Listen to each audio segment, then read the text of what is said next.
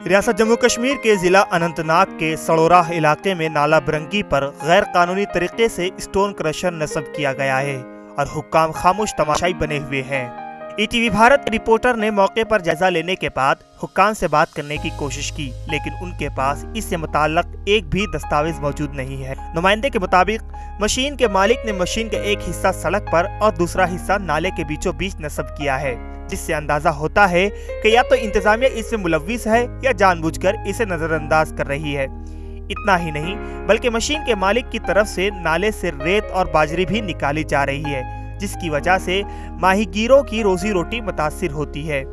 इस हवाले से हमारे नुमाइंदे ने महकमा जियोलॉजी एंड माइनिंग से बात की तो उन्होंने यकीन दिलाया कि वो मामले की मुकम्मल तहकीकात करेंगे और मज़कूरा अफराद के खिलाफ कानूनी कार्रवाई अमल में लाएंगे।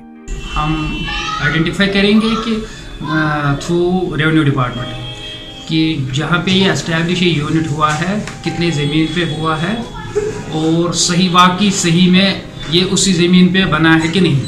वेदर अगर ये उस लैंड पे नहीं बना है, it is a matter of investigation. First of all let us investigate first and then we will take इंशाल्लाह एक्शन।